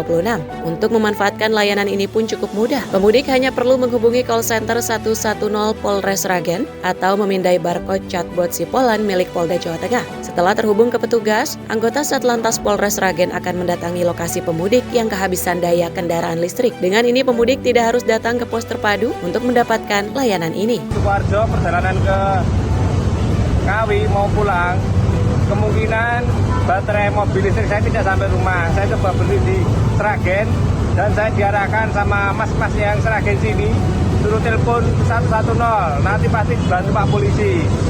Setelah beberapa waktu Pak Polisi sudah datang. Terima kasih Polisi Sragen. Saya bisa memperlanjutkan perjalanan saya ke Ngawi. Terima kasih Pak Polisi. Kapolres Sragen AKBP Dewiana Syamsu Indiasari mengatakan, petugas akan melakukan pengisian daya darurat menggunakan genset berkapasitas 50 kW dengan arus listrik yang stabil dan aman bagi kendaraan. Mobil akan diisi daya hingga kapasitas baterai bertambah 10%. Dalam rangka operasi Ketupat Candi 2026 ini dari Polres Sragen ada sebuah inovasi baru yaitu Mbak Dewi. Mbak Dewi ini merupakan inovasi stasiun pengisian daya untuk kendaraan listrik. Jadi apabila ada pemudik yang mungkin mengalami kehabisan daya secara mendadak, bisa menghubungi layanan call center kami 110 ataupun juga dengan scan barcode chatbot Cipolan Polda Jateng. Kemudian nanti petugas kami akan menghampiri pemudik tersebut dengan membawa Mbak Dewi ini untuk memberikan pelayanan pengisian daya listrik sampai dengan 10%. Dengan sistem pelayanan yang terpusat di pos terpadu, Polres Sragen memastikan bahwa mudik tahun ini bukan sekedar soal kelancaran lalu lintas, tapi juga soal kenyamanan dan keselamatan hingga sampai di kampung halaman. Dari Sragen, Jawa Tengah, Raditya Hermansyah, Sinpo TV melaporkan.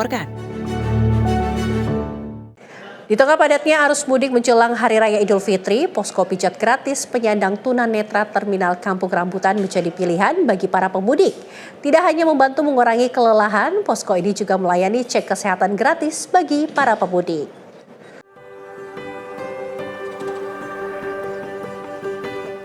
Yayasan Panti Sosial Bina Netra Rungu Wicara Cahaya Batin yang bekerja sama dengan Basnas menjadi tim anti pegal di tengah padatnya pemudik Terminal Kampung Rambutan. Layanan pijat ini melayani pijat dari punggung hingga kepala kepada siapapun tanpa memungut biaya. Untuk pemudik yang ingin menikmati layanan ini, dapat mendaftar secara langsung dan menunggu giliran untuk dipijat. Menurut salah satu tim pijat tunanetra, Anang menyampaikan melayani para pemudik menjadi sesuatu hal yang menyenangkan baginya, karena dapat membantu mengurangi rasa pegal yang dirasakan pemudik selama perjalanan maupun selama menunggu di Terminal Kampung Rambutan. Cukup senang gitu. Dan untuk melayani apalagi yang pegal-pegal gitu, capek-capek gitu. Anang juga menambahkan untuk menjadi tim pijat tunanetra ini perlu melakukan pelatihan kurang lebih 1 tahun sebelum melayani pemudik secara langsung. Selain pijat, posko ini juga melayani cek kesehatan gratis mulai dari cek gula darah hingga kolesterol untuk pemudik. Posko pijat dan cek kesehatan ini juga dapat dijumpai di Stasiun Pasar Senen dan di beberapa posko mudik lainnya. Dari Jakarta, Anggita Haryono, Ahmad Amin, Sinpo TV melaporkan. Pemirsa, penasihat keamanan Iran Ali Larijani tewas dalam serangan Israel. Informasinya usai jeda, tetaplah bersama kami di Menyapa Indonesia Pagi.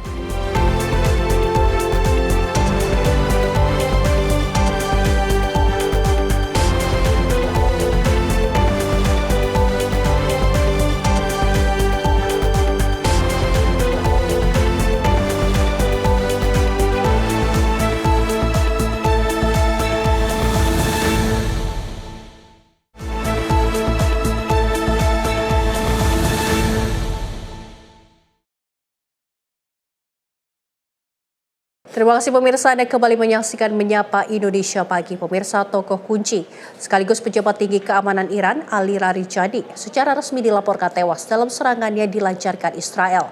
Kematian tokoh kunci ini menambah panjang daftar elit pimpinan Iran yang tewas dalam serangan gabungan Israel Amerika Serikat.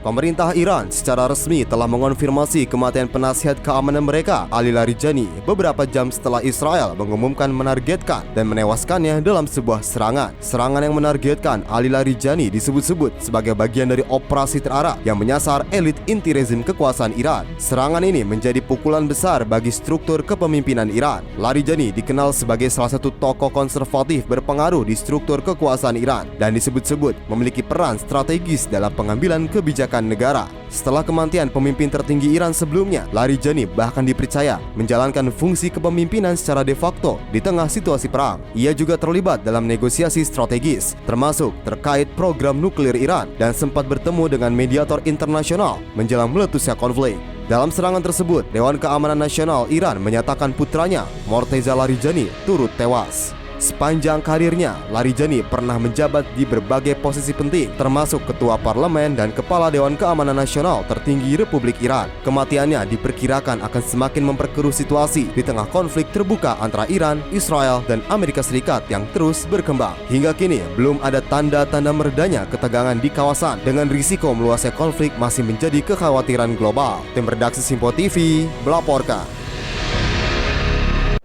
Iran melancarkan serangan rudal dalam skala besar ke wilayah Israel sebagai respon cepat balasan atas tewasnya pejabat tinggi keamanan Ali Larijani. Aksi ini memperparah eskalasi militer di Timur Tengah yang terus meningkat dalam beberapa pekan terakhir.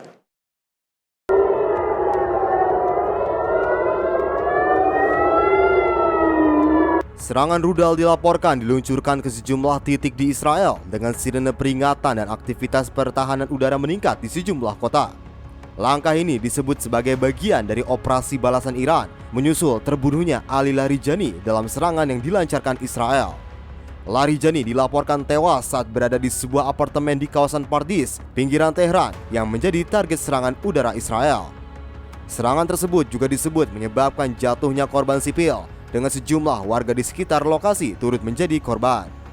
Hingga kini belum ada konfirmasi resmi terkait jumlah korban secara keseluruhan, baik dari pihak Iran maupun pihak Israel.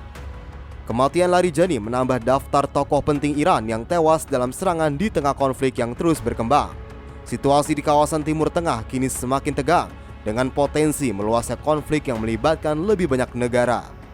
Tim redaksi Simpo TV melaporkan.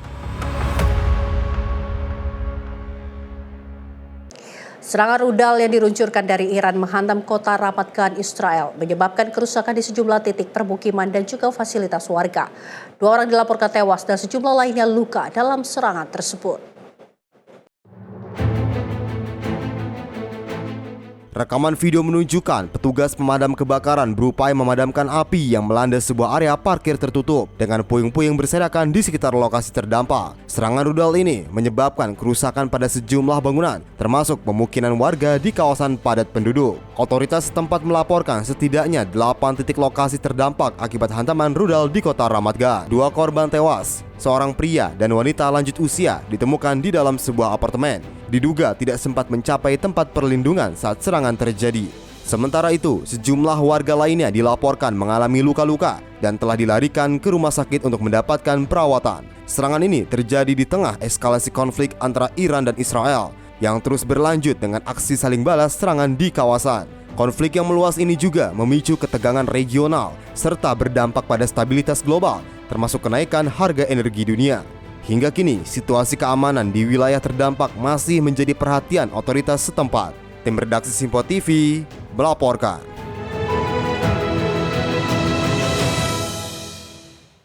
Sementara itu, warga di Tel Aviv panik berlarian menuju bunker perlindungan setelah Iran meluncurkan gelombang baru serangan rudal balistik ke wilayah Israel. Serangan tersebut terjadi di tengah memanasnya konflik antara militer Iran dan juga Israel yang kini terus meluas di kawasan Timur Tengah. Rekaman video yang beredar luas menunjukkan sebuah objek yang diduga rudal balistik milik Iran melintas di langit malam Tel Aviv sebelum terjadinya ledakan di udara. Sirine peringatan terus berbunyi membuat warga bergegas menuju tempat perlindungan untuk menghindari dampak serangan rudal. Hingga saat ini belum ada laporan korban jiwa maupun kerusakan akibat serangan tersebut. Militer Israel menyatakan telah melancarkan serangan balasan secara luas terhadap infrastruktur militer di Teheran, serta target militan Hezbollah di Beirut, Lebanon. Konflik ini merupakan bagian dari eskalasi yang dimulai sejak operasi militer gabungan Amerika Serikat dan Israel terhadap Iran pada akhir Februari lalu. Namun hingga kini masih belum ada tanda-tanda ketegangan mereda. Sementara situasi di kawasan terus memanas dengan serangan rudal dan drone yang terus terjadi di sejumlah negara Timur Tengah. Tim redaksi Simpo TV melaporkan. Pemirsa, sedikitnya 12 tenaga kesehatan dilaporkan tewas setelah serangan yang diduga dilancarkan Israel menghantam sebuah fasilitas kesehatan di Lebanon. Serangan tersebut menghancurkan pusat layanan kesehatan di wilayah Burj Al Qoyeh dan juga menimbulkan kecaman internasional. Kerusakan parah di sebuah pusat kesehatan dengan puing-puing bangunan yang berserakan setelah serangan terjadi. Kementerian Kesehatan Lebanon menyatakan para korban terdiri dari dokter, perawat, dan para medis yang tengah bertugas saat serangan terjadi. Organisasi Kesehatan Dunia atau WHO mengonfirmasi kematian tenaga medis tersebut dan menyebut serangan terhadap fasilitas kesehatan sebagai pelanggaran serius dan merupakan kejahatan perang. Di sisi lain, militer Israel menyatakan telah melancarkan serangan terhadap infrastruktur militan Hezbollah di Beirut dan Lebanon Selatan. Hingga kini, operasi pencarian dan penyelamatan masih terus berlangsung, dengan jumlah korban diperkirakan masih dapat bertambah seiring proses evakuasi yang terus berjalan. Sejak konflik terbaru dimulai, Lebanon melaporkan ratusan korban jiwa dan ribuan lainnya luka-luka akibat serangan lintas batas yang dilakukan militer Israel. Tim redaksi Simpo TV melaporkan.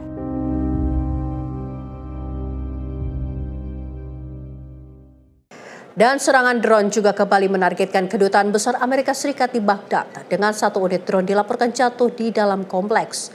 Sementara itu 2 drone lainnya berhasil dihancurkan oleh sistem pertahanan udara yang melindungi area kedutaan. Pejabat keamanan Irak menyatakan total 3 drone terlibat dalam insiden ini, dengan 2 diantaranya berhasil dicegat oleh sistem pertahanan udara sebelum mencapai target di kawasan diplomatik Baghdad. 1 drone lainnya dilaporkan jatuh di dalam kompleks Kedutaan Besar Amerika Serikat. Namun hingga saat ini belum ada laporan mengenai korban jiwa maupun kerusakan signifikan akibat insiden tersebut. Otoritas keamanan masih melakukan penyelidikan untuk mengetahui asal dan tujuan serangan. Sementara hingga kini belum ada pihak yang mengaku bertanggung jawab atas aksi tersebut. Insiden ini menambah daftar panjang serangan terhadap target-target Amerika Serikat di kawasan Timur Tengah yang dalam beberapa waktu terakhir terus meningkat seiring memanasnya ketegangan regional.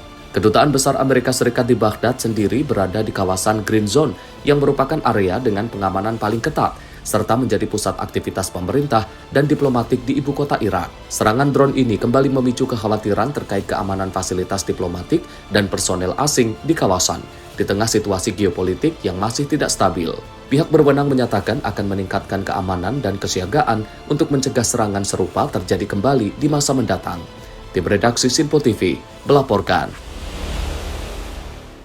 Lebih dari 400 orang dilaporkan tewas setelah serangan udara menghantam sebuah rumah sakit rehabilitasi di Kabul, Afghanistan.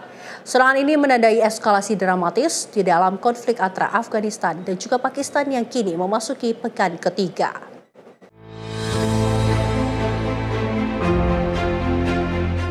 Tim penyelamat terus mencari korban di bawah reruntuhan bangunan rumah sakit yang hancur setelah serangan udara terjadi pada malam hari. Pemerintah Afghanistan menyatakan serangan tersebut menargetkan rumah sakit rehabilitasi narkoba Omid yang memiliki kapasitas hingga ribuan pasien. Namun pihak Pakistan membantah tuduhan tersebut dan menegaskan bahwa serangan yang dilakukan menyasar fasilitas militer di wilayah Afghanistan. Pakistan juga menyebut laporan korban dalam jumlah besar sebagai propaganda, sementara jumlah korban jiwa belum dapat diverifikasi secara independen dan akurat. Korban luka dan jenazah dilaporkan dievakuasi ke sejumlah rumah sakit di Kabul dengan keluarga korban berdatangan untuk mencari kerabat mereka. Konflik antara kedua negara terus memanas dengan serangan lintas batas dan operasi militer yang terus berlangsung meski ada seruan internasional untuk gencatan senjata segera dilakukan. Pakistan menuduh Afghanistan memberikan perlindungan bagi kelompok militan, namun tuduhan tersebut dibantah oleh pihak Kabul. Tim redaksi Sinpo TV melaporkan.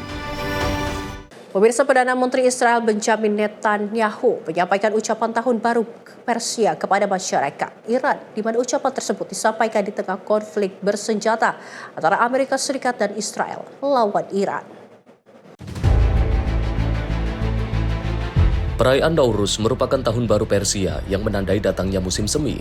Perayaan ini dirayakan oleh berbagai kalangan di Iran tanpa memandang agama, ras maupun latar belakang etnis. Perdana Menteri Israel Benjamin Netanyahu menyampaikan ucapan selamat tahun baru Persia kepada rakyat Iran. Dalam pesannya, Netanyahu menyebut perayaan tahun ini memiliki makna khusus di tengah situasi konflik yang sedang berlangsung. To the brave people of Iran, I wish you, as I do every year, a happy holiday season beginning with the Festival of Lights. It signifies the age-old belief of the Iranian people that light will triumph over darkness, that good will triumph over evil. This year, this holiday has special meaning. Celebrate it with your friends, your family, your loved ones. I take this opportunity to wish you a happy Nowruz, a year of freedom, a new beginning of hope to all of you, my dear friends. Nowruz Piruz, Payande Iran.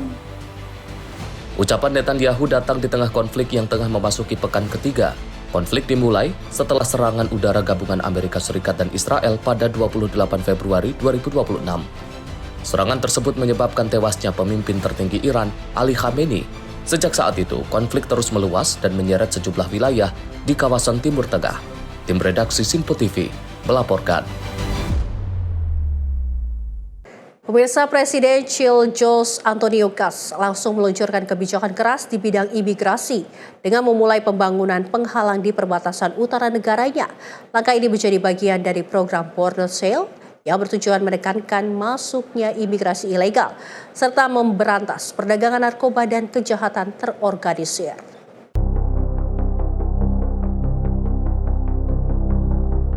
Pembangunan tembok perbatasan dimulai di wilayah perbatasan Cakaluta, dekat perbatasan dengan Peru yang selama ini menjadi salah satu titik masuk utama para imigran ilegal ke Chili.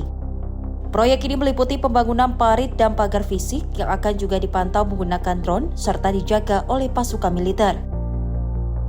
Dalam pernyataannya, Presiden Kas menegaskan pemerintah telah mengambil langkah nyata untuk menutup perbatasan dari imigrasi ilegal yang membahayakan keamanan di dalam negeri, perdagangan narkoba, dan kejahatan terorganisir. Sejak awal menjabat, Presiden Kas juga telah mengeluarkan sejumlah kebijakan darurat untuk memperketat keamanan perbatasan, termasuk meningkatkan deportasi bagi warga asing tanpa dokumen resmi. Data menunjukkan jumlah warga asing di Chili meningkat tajam dalam beberapa tahun terakhir, dengan ratusan ribu diantaranya diduga tidak memiliki dokumen resmi. Kebijakan ini menandai arah baru pemerintahan Chili yang lebih ketat terhadap isu imigrasi, di tengah meningkatnya kekhawatiran publik terhadap keamanan dalam negeri. Tim redaksi Simpo TV melaporkan. Sementara itu, Kuba kembali mengalami pemadaman listrik secara nasional menandai insiden ke-6 dalam 1,5 tahun terakhir, di mana otoritas menyebut terjadi pemutusan total sistem kelistrikan di tengah krisis energi yang diperburuk blokade pasokan minyak dan dilakukan Amerika Serikat.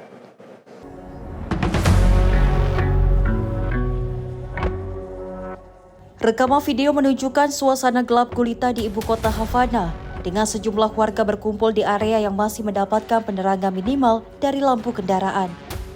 Kementerian Energi dan Tambang Kuba menyatakan sistem listrik nasional mengalami pemutusan total dan saat ini masih dalam proses investigasi. Pemadaman ini berdampak besar terhadap kegiatan masyarakat dari aktivitas ekonomi hingga transportasi yang terpaksa terhenti sementara. Sejumlah warga mengeluhkan kondisi tersebut karena mengganggu pekerjaan dan pendapatan, termasuk pedagang yang kehilangan kemampuan menyimpan barang dagangan. Presiden Kuba menyatakan negara tersebut telah tidak menerima pasokan minyak selama lebih dari 3 bulan dan saat ini berupaya mengandalkan energi alternatif. Krisis energi ini terjadi di tengah kebijakan pembatasan pasokan energi oleh Amerika Serikat yang semakin memperberat kondisi kelistrikan di negara tersebut. Pemerintah menyatakan proses pemulihan listrik sedang berlangsung secara bertahap di sejumlah wilayah di ibu kota. Tim redaksi Simpo TV melaporkan. Pemirsa, sebuah objek diduga meteor terlihat jatuh di langit Cleveland, Amerika Serikat. Fenomena ini diiringi cahaya terang dan suara ledakan yang mengejutkan warga di sejumlah wilayah.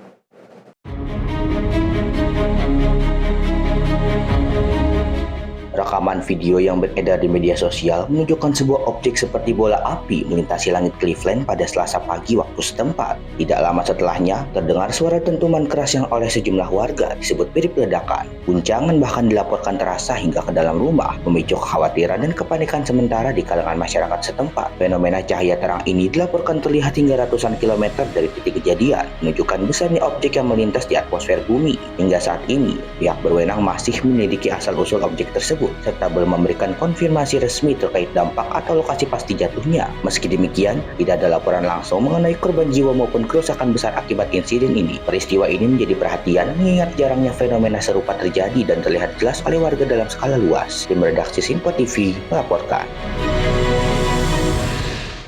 Dan pemirsa, informasi tadi juga sekaligus menutup perjumpaan kita pada Menyapa Indonesia Pagi edisi kali ini. Saya Louis Ayu, mewakili kerabat kerja yang bertugas, pamit undur diri.